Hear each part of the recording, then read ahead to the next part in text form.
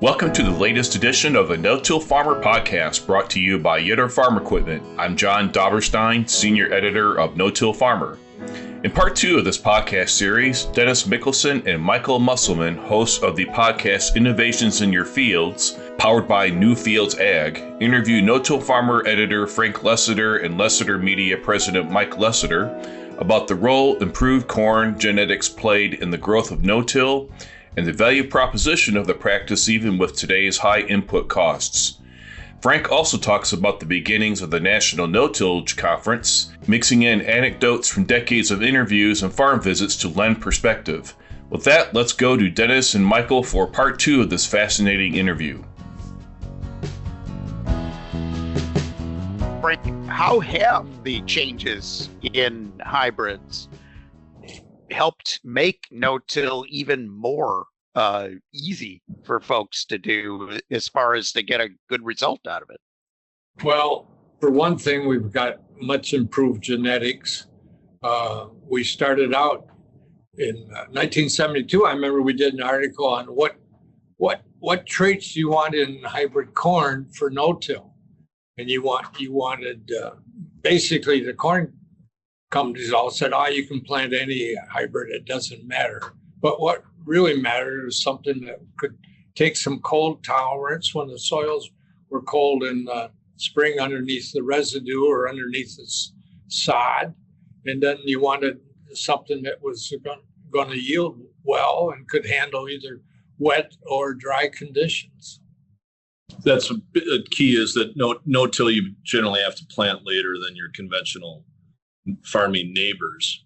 Yeah. The no-tillers can sit on the sidelines, wait for the conditions to be perfect while all their neighbors are running out and working the soil up, warming it up. I got two stories along this line. One is with conventional guy. I was in Illinois once interviewing a no-till farmer, and it was about harvest time. And I said to him, or he said to me, the very first load of corn that I get does not go in the bin. It goes in our flat storage. And in the back of our flat storage, there's a moldboard plow sitting there. And I take and dump the first load of corn over the top of the moldboard plow, so I can't get it out in the fall when all our neighbors are plowing. That's a great story. And the other thing that came up, Michael was talking about planting later. We had a guy who'd been to our no-till conference maybe 9 or 10 years in a row, and he called up one year and said, I'm not going to make it this year. And Alice Musser, who worked for us at the time, said, how come? And he said, well, we're going to have a baby about the time that we're going to have a baby. And we did a little calculation, and to keep from planting ahead of his neighbors who were doing conventional tillage, I think he conceived a baby during that. Makes for a good story. And Frank, one thing that I really think that the no-till community, for lack of a better description of calling it, really caught on to more than the rest of the ag industry. People love to brag about yield. It's Sure. It's worse than bragging about the size of fish you caught out on the pond. But the no-tillers were the first to really make that connection that it wasn't about maximizing yield as much as it was maximizing their return on investment. Right. There's no doubt about it. But at the same time, the world record for corn yields right now is over 600 bushel per acre, and it's done by a strip tiller in Virginia. And his son holds the record right now for the best no-till corn yield. He and his dad, David Hewlett. And that's something that I've noticed in looking at these contests at times is, the no-till, strip-till methods often for these winners, and we know that they're not getting whole farm averages, obviously, of 600, but we can find good examples where the no-till farm averages are as good or better than conventional tillers. And so it's always one of those things where I try to encourage someone to think about the fact that if you look at it, there's guys doing 260, 280, 300 and above on no-till. So it's learning how to do these things over time and working together with your suppliers and your agronomists and putting together a program that can help get you to the top. Well, early on, in the 70s, I'd get calls from people that said, I'm thinking of no-tilling, but I think in the fourth or fifth year, I might have to moldboard plow. And I said, okay, have that attitude. Go ahead, try it. Well, after 4 or 5 years, they never plowed. Yeah, yes. And what they found was getting into the system, they begin to make it work, right?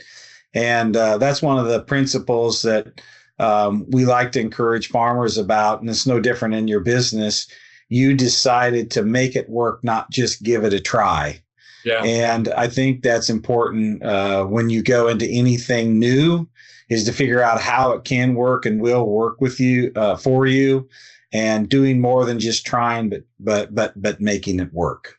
Dennis mentioned return on investment. There's an interesting story there. We used to plant soybeans in 30 or 40-inch rows. And then we got down to planting soybeans maybe in 7.5-inch rows. And now it's going back the other way. More people are probably planting soybeans than are drilling them. But there were a number of early trials that showed soybeans had 2 or 3 bushel per acre lower yields than no-till did. But I always said, that's fine. Return on investment is going to be better if you plant soybeans rather than drill, because you only have a corn planter. You don't have to buy a drill. So you could take a loss of 5 bushel per acre with soybeans and still have a better return on investment.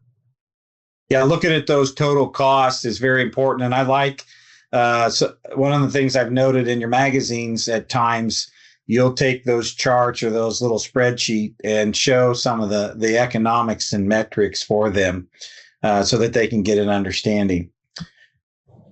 In your book, Frank, there's these guys, and I don't know if everybody knows them, but Plowboy Pete and No-Till Ned. Tell us about that cartoon. And when was that kind of at the time frame, that you had it? But tell us about those guys and why you brought them out. Well, we just did it for the heck of it. It came out about 1973 or 1974. And we just had some cartoons drawn, and it was called Plowboy Pete versus No-Till Ned. And it would show Ned doing really well with no-till and Pete having a disaster, whether it was a flooded field or equipment stuck, whatever. And we did this for several years, and then we quit for a good reason. And we had a contest going, which we would show the next cartoon, and somebody would write the caption. And so whoever got the winning caption, we'd treat them to dinner for 4 people, someplace, and a number of people did it. And then one time, a Virginia guy won it, and he sent us the bill for 4 people out. It was like $450, and that's the day we in the early 70s. And that's kind of when the contest went away. So the captions you saw in there, Michael, those came from farmers, subscribers who submitted a caption with the funny picture that they'd seen.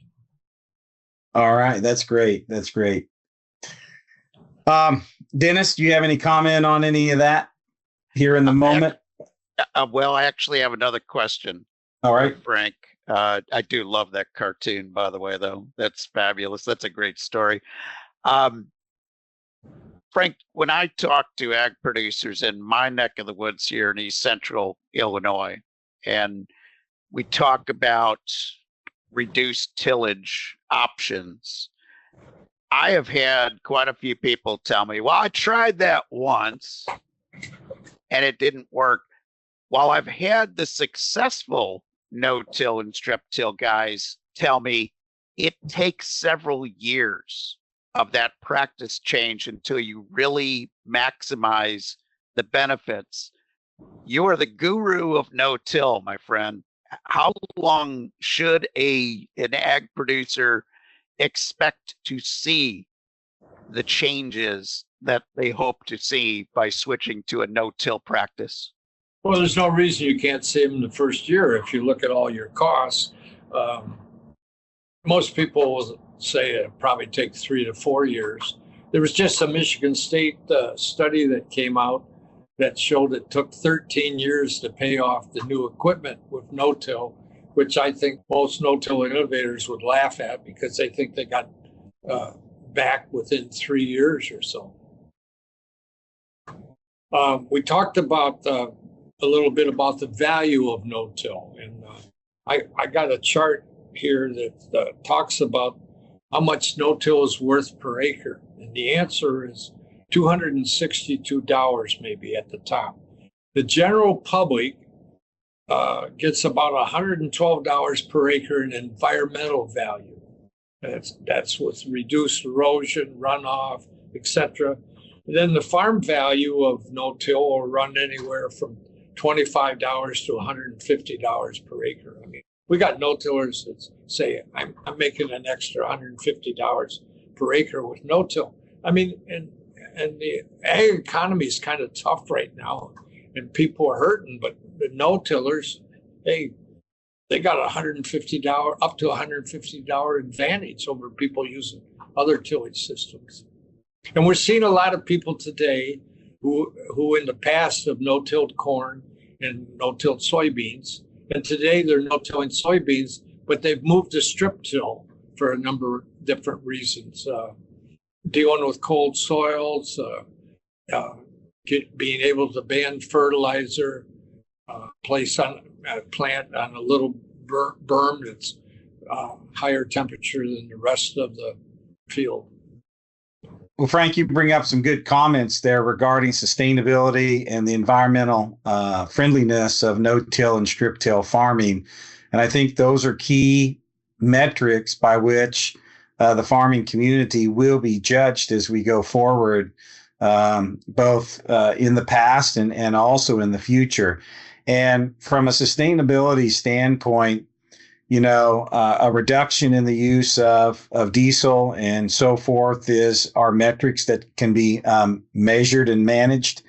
And the other piece that we just always want to encourage the farmer and the industry to keep in mind is the issue of externalizing the cost of production, right, off the soil, on the soil, in terms of those ideas that you talked about, from a savings on erosion, from a savings on nutrients that leave the farm and so forth. We always know that's a fine line we have to walk. So we really appreciate, and I think that these are key areas where it's coming of age, right, where people know that they can use these techniques, and they're starting to see the benefits in soil health also. And so do you have any comments towards the soil health aspect in terms of some of the farmers that you've talked to in the past? Well, oh boy, you hit on one of my pet peeves, and it's sustainability. Sustainability in soil health today is basically reduced tillage, not minimum tillage, but no-till or strip-till. It's diversified rotations. It's cover crops. And hey, our no-tillers have been doing this since 1972. It's not new today. One of the problems no-tillers have today with getting paid for carbon sequestration is they already been doing these for a number of years, and the carbon companies won't give them credit for what they've done in the past. Now, we got one or two carbon companies that are looking back maybe 5 years. But the no-tiller is frustrated because he can't get paid for something he's been doing for 5 years. And soil health, I mean, the microbiology is there. You don't tear it up. You don't freeze out some of the insects or bacteria that's in the soil when you turn over the furrow. Earthworms. Earthworms is another one. You'll get many more earthworms with no-till than you will with conventional. And they used to say, well, one of the problems is going to be is when you come through the cornfield with anhydrous ammonia as a side dress, you're going to kill the worms. But it's been proven that's not true. And what happens is the earthworms hear the equipment coming and they go down deeper in the soil so they don't get knocked off by the anhydrous. But soil health is the big word these days, and no-tillers have been doing it forever. We'll come back to the episode in a moment, but first I'd like to thank our podcast sponsor, Yetter Farm Equipment. Yetter Farm Equipment has been providing farmers with solutions since 1930.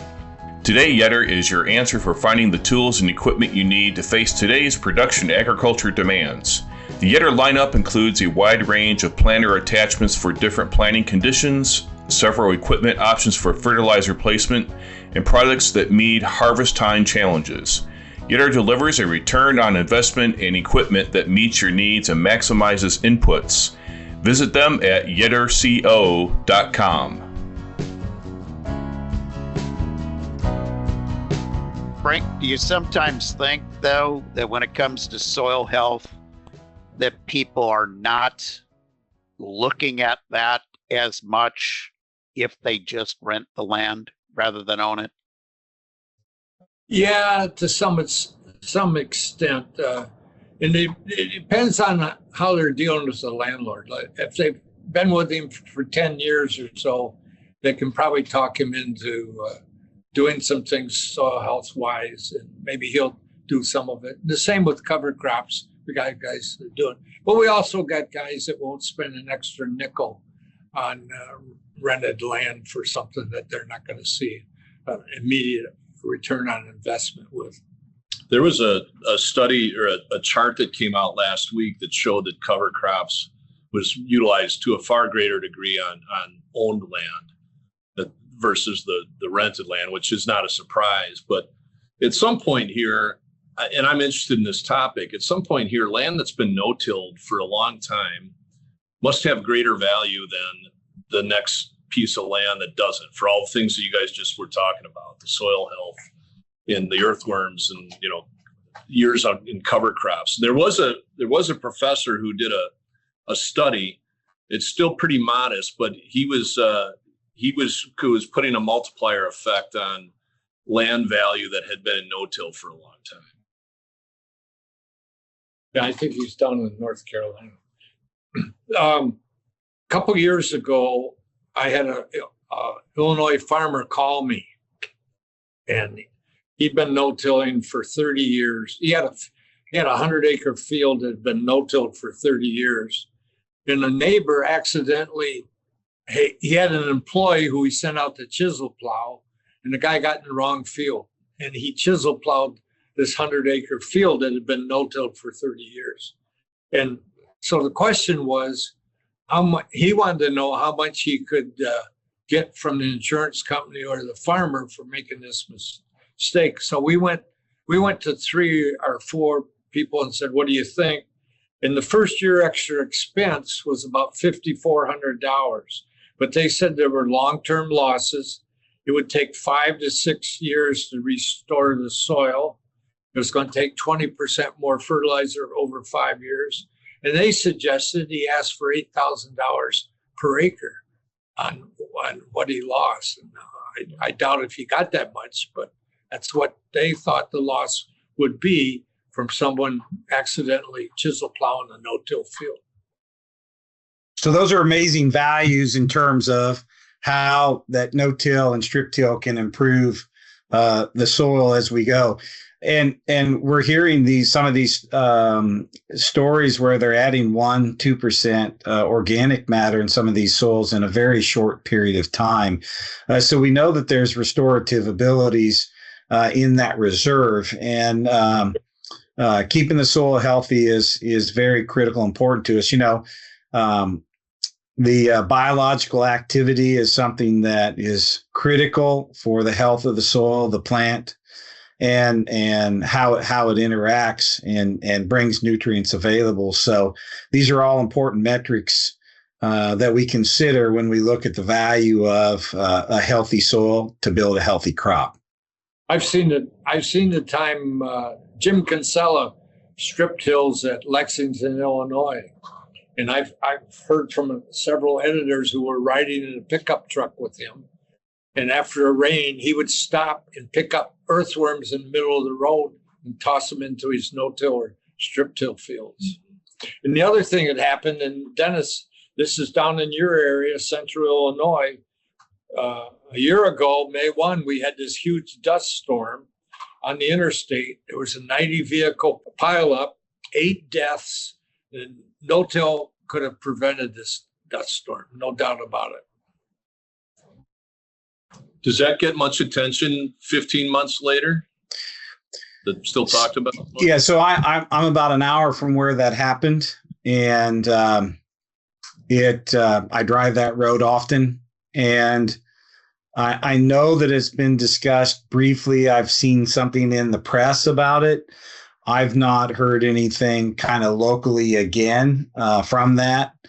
And I'm waiting to see if something potentially comes out of the legislative house, in Springfield. And it's, that's an amazing situation that happened. And you're right. We could have cut that soil loss by having buffer strips there out into the field. So hopefully, right, hopefully these are some of the things that people will begin to voluntarily take a look at and consider as they go forward.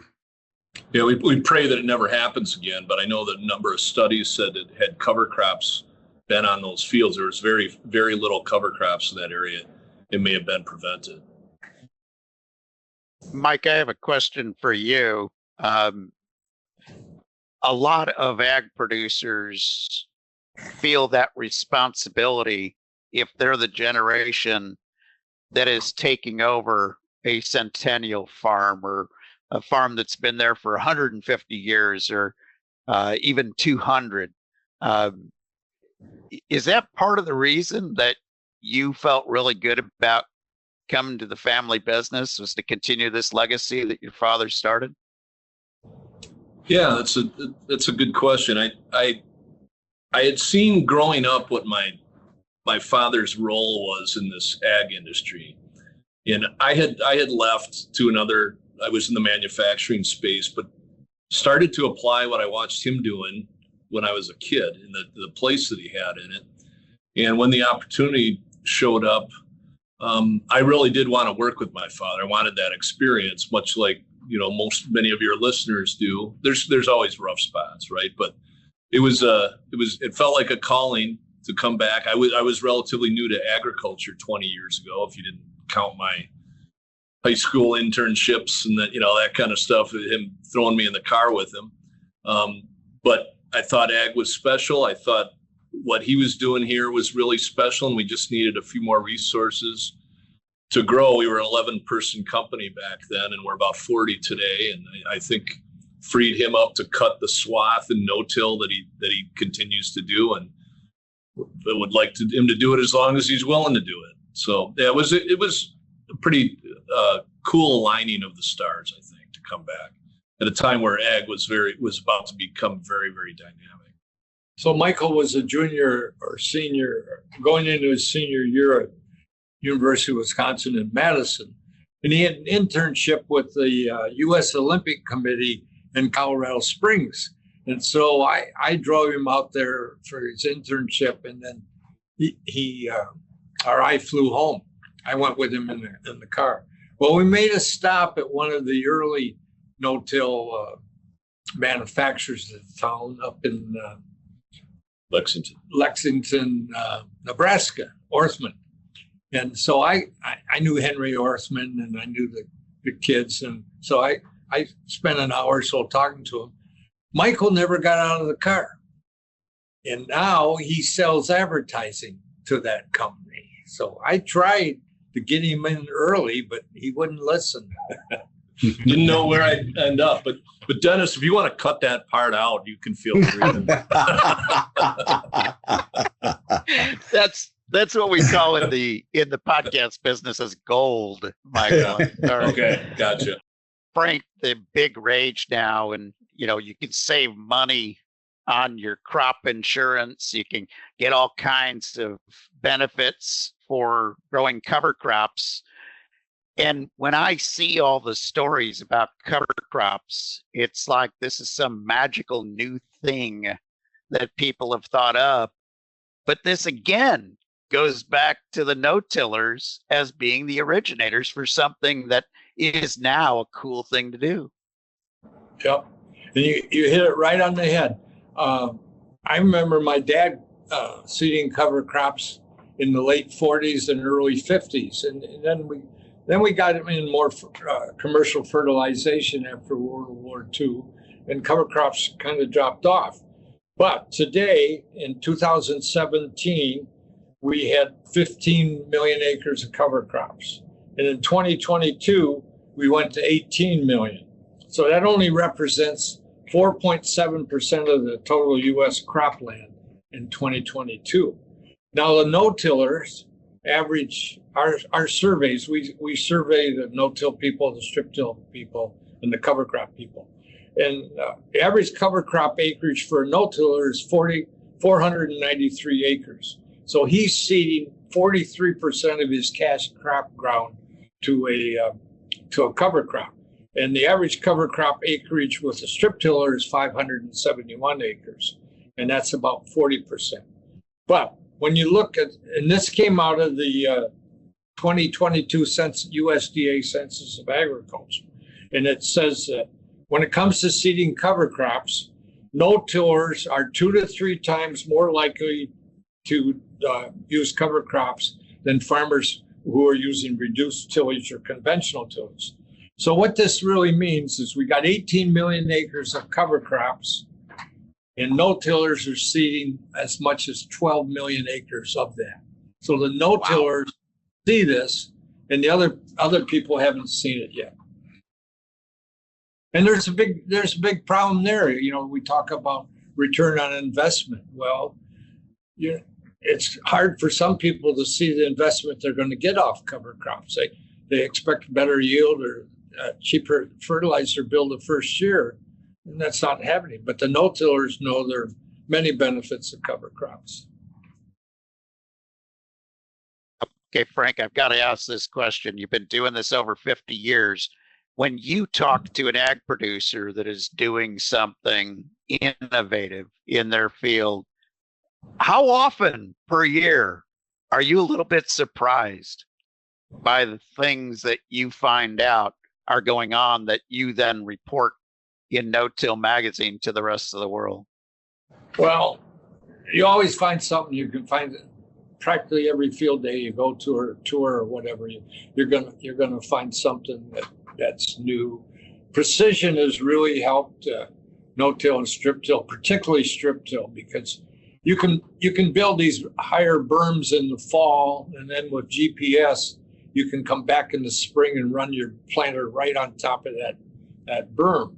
And the other thing is we've got no-tillers who are kind of ahead of the curve by using reducing compaction, because some of them, if you got a 36-row planter or a 24-row planter, you can run that tires of that planter in the same tracks across the field. So even if you lose 1 or 2 bushel per acre because of a tire track, you only lose it once. You don't have, because you ran the tires in the same place. So compaction has been a major concern for farmers, and controlled traffic is helping them fix this problem. And that's particularly true with no-tillers and especially strip tillers.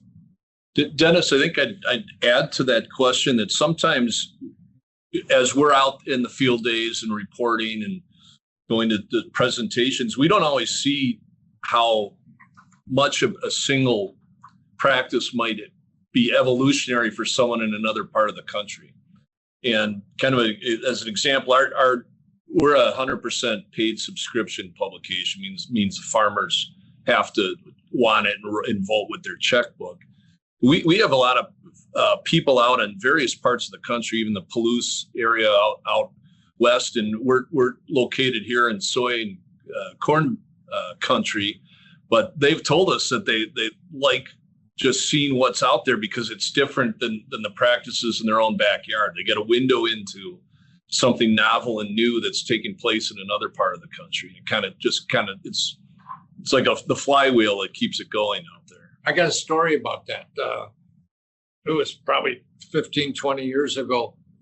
I talked to a farmer from Oregon who had subscribed to No-Till Farmer, but he wrote me a note and said, I'm not subscribing again. So I called him up and said, why? He says, because you don't do anything on Oregon farmers. And then there was another guy from Oregon I talked to, and I told him this story.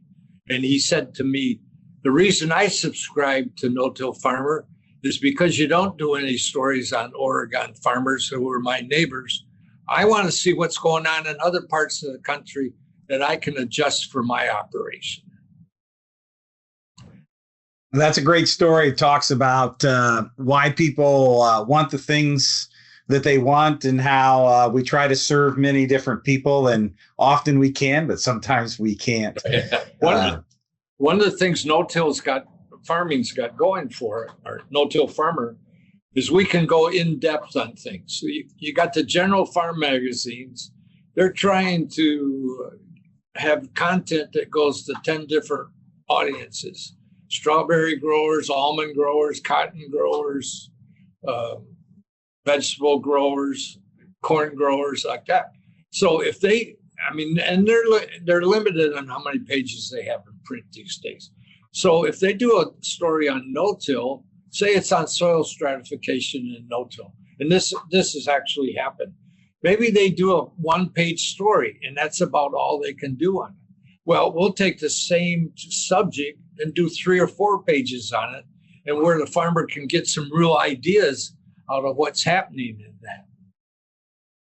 And then the general farm magazines, they still want to sell advertising to people with tractors and chisel plows and combines and sprayers and everything else. But high horsepower tractors are not that important to a no-tiller. John Deere just came out with their new tractor. I think it's 900 horsepower, something like that. And so I calculated how big a no-till planter you could pull with that. And it was 114 rows. Amazing. That's it for this episode of the No-Till Farmer podcast. We'd like to thank Dennis Michelsen and Michael Musselman for taking the time to interview Mike and Frank about the history of no-till practices and where we stand today. We also want to thank our sponsor, Yetter Farm Equipment, for helping make this podcast possible. A transcript of this episode and our archive of previous podcast episodes are both available at no-tillfarmer.com/podcasts. If you're interested in the books Frank Lessiter has written about no-till, go to our website at no-tillfarmer.com, visit the store section, and go to the books section.